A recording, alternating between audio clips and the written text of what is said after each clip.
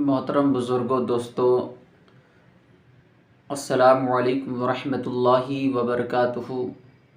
हिंदुस्तान के हालात से आप हजरात वाकिफ़ हैं, बताने की कोई ज़रूरत नहीं है।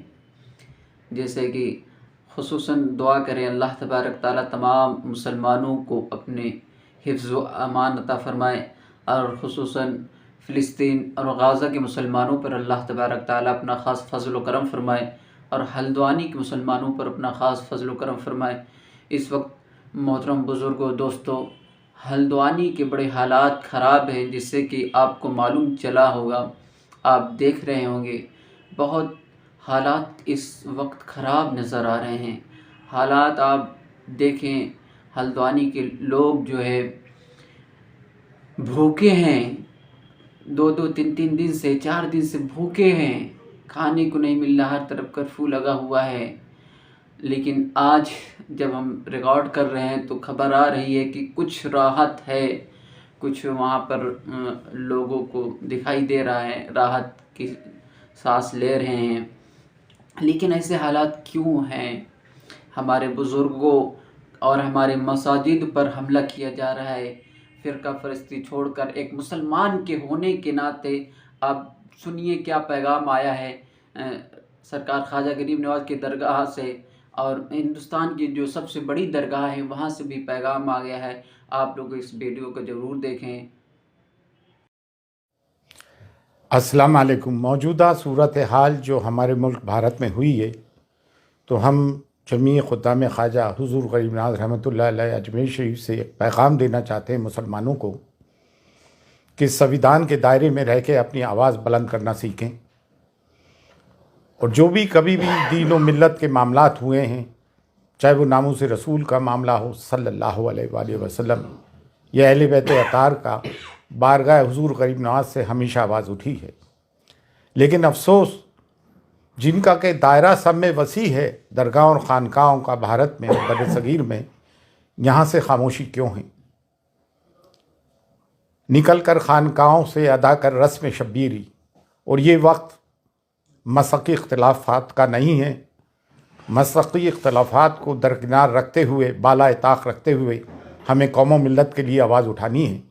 बेशक हम इस चीज़ की सख्त मजम्मत करते हैं जो महरौली शरीफ में बाबा कुतुबुद्दीन बख्तियार काकी रहमतुल्लाह अलैह के कुर्ब जवाहर में जो 700 और 800 साल पुरानी मस्जिद, मदरसा, कब्रस्तान ढाए गए हैं, हम उसकी सख्त मजम्मत करते हैं। ये उस दौर के कब्रस्तान थे जो बाबा कुतुबुद्दीन बख्तियार काकी, जो हुज़ूर गरीब नवाज़ के जानशीन हैं, उनके हम असर थे, खुलफा थे और मुरीदीन थे।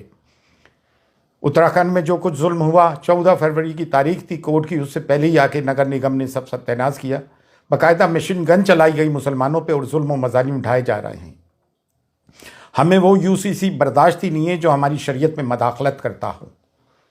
बरेली में जो तौक़ीर रज़ा ख़ान साहब ने आवाज़ उठाई, संविधान के दायरे में रहते हुए जेल भरो आंदोलन का आह्वान किया, जो गांधी जी ने ब्रिटिश पीरियड के वक्त किया था, वो भी एक संविधानिक तरीका है। हमने उसकी भी पुरजोर हिमायत की है। और मुफ्ती सलमान अज़हरी साहब को जो बंदी बनाया गया, उन पे केस लगाया गया, ऐसी उन्होंने कौन सी बात कर दी थी? और ATS को इसमें हायल कर दिया गया। जब भी कोई मुसलमान कोई अपने हुकूक की आवाज़ उठाता है, अपने पे हो रहे जुल्म की आवाज़ उठाता है, तो उसके तार पाकिस्तान से या किसी भी टेररिस्ट ऑर्गेनाइजेशन से जोड़ने की कोशिश की जाती है। सब्र की, सहनशीलता की एक इंतहा होती है। गुज़िश्ता 10 साल से मीडिया एंटी इस्लाम और एंटी मुस्लिम उस पर कारमंद है। लोगों के दिलों में जहर भर दिया है। मिडाइवल पीरियड में तारीख़ में क्या हुआ, हिस्ट्री में क्या हुआ, इतिहास में क्या हुआ, उसके ज़िम्मेदार हम कतई तौर से नहीं। पार्टीशन के हम ज़िम्मेदार नहीं। फिर हमारे पर ये मज़ालिम और जुल्म क्यों उठाए जा रहा है? हिंदुस्तान में डाइवर्सिटी है, तमाम फूलों का एक गुलदस्ता है। सिर्फ एक गेंदे का फूल ही क्यों? इसमें चमेली भी है, चंपा भी है, मोगरा भी है, गुलाब भी है। सबको लेके भारत बना है हमारा। संविधान हमें हक देता है। और अब कोई भी नगर निगम का बुलडोज़र गैर कानूनी तौर से हमारे घरों को बुलडोज करता है, तो सब के सब मैदान में उतर के आओ और संविधानिक तरीके से अपने लोगों की हिफाजत करें। ये बुलडोज़र की राजनीति इन्होंने इसराइल से सीखी है। फिर न्यायालय किस काम के, अदालतें, कोर्ट किस काम की? अगर तमाम काम नगर निगम और पुलिस कर लेगी तो फिर अदालत किस काम की? अदालतों से जो फैसले आ रहे हैं कानून की रूह से नहीं आ रहे हैं बल्कि आस्था की रूह से आ रहे हैं। तो अब मुसलमान जाए तो कहाँ जाएं? अब दरगाह और खानकाहें जिनका कि सब में बड़ा गहवारा है, जिसकी कि भारत में सब में ज़्यादा फॉलोइंग है, आप लोग आवाज़ क्यों नहीं उठाते हो भाई?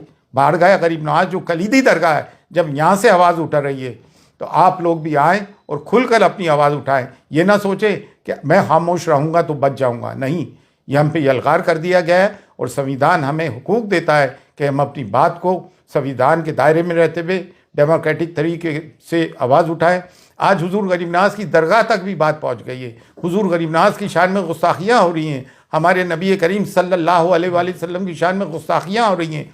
कब तक मुसलमान बर्दाश्त करेगा? और अगर मुसलमानों की इबादत गाहों पे बुलडोज़र चलने के बाद भी मुसलमान चुप है तो इससे बढ़ के मुर्दारी क्या होगी? लेकिन अल्हम्दुलिल्लाह अब मुसलमान जाग गया है, हम सब जाग गए हैं। बारगाह हुजूर गरीब नवाज से भी सदा बुलंद होती आई है और अब पुरजोर बुलंद हो रही है कि उठो और उठ के जुल्म के ख़िलाफ़ आवाज़ उठाओ। अगर अपने आप को हुसैनी कहते हो और जुल्म के ख़िलाफ़ आवाज़ बुलंद नहीं करते हो तो तुम कैसे हुसैनी हो? मसलकी इख्तलाफात अपनी जगह हैं, लेकिन मिल्लत की बुनियाद पर मसलकी इख्तलाफात को बाला ताक़ रखो और जो लोग बोल रहे हैं उनकी हिमायत करो। आओ और बोलो मुसलमानों के जुल्म के ख़िलाफ़। फ़ी अमानिल्लाह, अल्लाह हाफ़िज़। देखा आप लोगों ने ये वीडियो सरकार ख्वाजा गरीब नवाज के दर आलिया से जो पैगाम आया, आपने बगौर समाअत किया, आपने सुना, तो इस पैगाम को आम करें और लोगों तक पहुंचाएं और तमाम मुसलमानों को एक पैगाम दें। तमाम मुसलमान अपने अकायद, अपने मसलक की हिफाजत करें, लेकिन अवाम में, लोगों में ये ज़ाहिर न करे कि कौन किस मसलक का है। मसलक अपनी जगह है, लेकिन जहाँ मुसलमानों की बारी है अपनी जगह। तो दुआ, आइए मिलकर हम आप दुआ करें अल्लाह रब्बुल इज़्ज़त की बारगाह में। अल्लाह रब्बुल इज़्ज़त तमाम मुसलमानों की हिफाजत अता फ़रमाए और ख़ुसूसन फ़िलिस्तीन के मुसलमान, गाज़ा के मुसलमानों की हिफाजत अता फ़रमाए और हमारे हिंदुस्तान के अल्लाह तबारक ताला तमाम मुसलमानों की हिफाजत फ़रमाए। हमारे बुज़ुर्गों और हमारे मसाजिद, हमारे बुज़ुर्गों के मज़ारात और हमारे मसाजिद के अल्लाह तबारक ताला हिफाजत अता फ़रमाए और मुफ्ती सलमान अज़हरी की हिफाजत फ़रमाए तमाम मुसलमानों का। और उस मौलाना उस्मान कमर गनी साहब के अल्लाह तबारक ताला है हिफाजत अता फ़रमाए। वो भी 2 साल से नामुसे रिसालत पर आवाज़ उठाने की वजह से 2 साल से जेल में हैं, उनके लिए भी आप लोग दुआ करें। अल्लाह रब्बुल इज़्ज़त तमाम मुसलमान जिस तरह से सलमान अज़हरी के समर्थक में आ रहे हैं, आवाज़ बुलंद करें, इसी तरह मौलाना उस्मान गनी के लिए भी लोग समर्थक में आएँ और अपनी आवाज़ को बुलंद करें। अल्लाह तबारक ताला तमाम मुसलमानों के हिफ्ज़ अमान अता फ़रमाए। अस्सलामु अलैकुम।